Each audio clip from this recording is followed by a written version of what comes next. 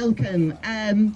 Good morning. My name is Netta Christie and I'm the director of Discover Buxton Tours, who, along with others who I will thank fully later, have been responsible for today's event so far.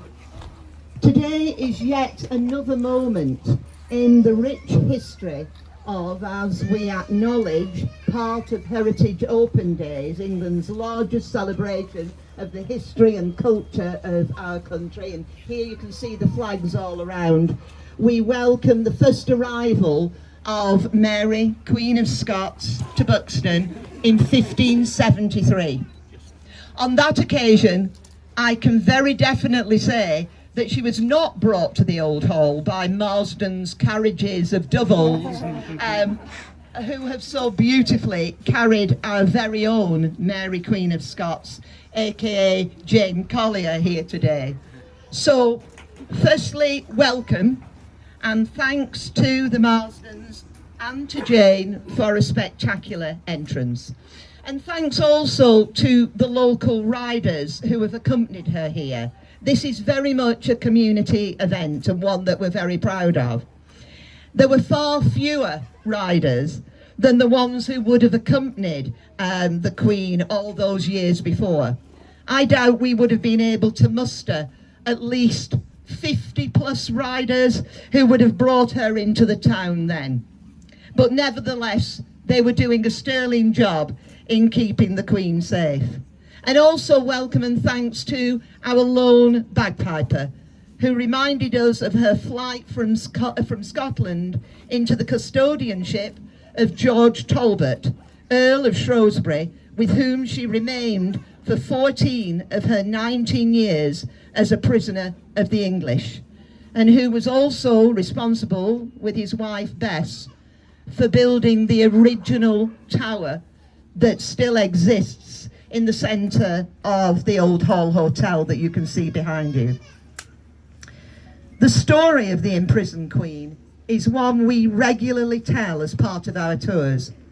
However, I am aware that many people will not realise the significance of Buxton in a story of Elizabethan power play, which saw Mary forced to abdicate the Scottish throne.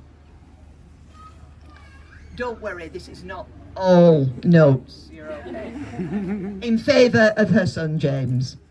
The Elizabethan era is often characterised as a time of immense progress, stability and national pride, when Elizabeth I reigned and England flourished politically and economically. But as in so many other situations, the efforts of doing so brought pain and suffering to many. Mary, a Catholic, was sent to France as a 6-year-old child, eventually marrying Francis, the King of France, when she was still a young girl. Sadly, Francis died and she returned to Scotland, but sweeping changes had recently taken place in Scotland, both in religion and government, and the safe harbour she had hoped for was most certainly not the case. She proved a real problem to Elizabeth I, as Mary had a legitimate claim to the English throne. The religious tensions between Catholic and Protestant queens and the governments of Europe catapulted Mary into a maelstrom of intrigue and plotting, from which, sadly and eventually, there was no escape.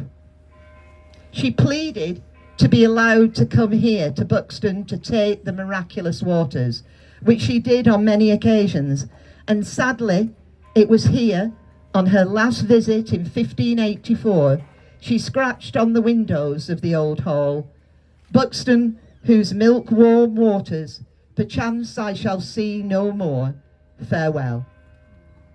Today we have the honour of giving voice once again to her story, much of which, especially her visits here, have remained hidden from the larger narrative. I would now like to hand over to the Mayor of the High Peak for a few words. Peter, thank you.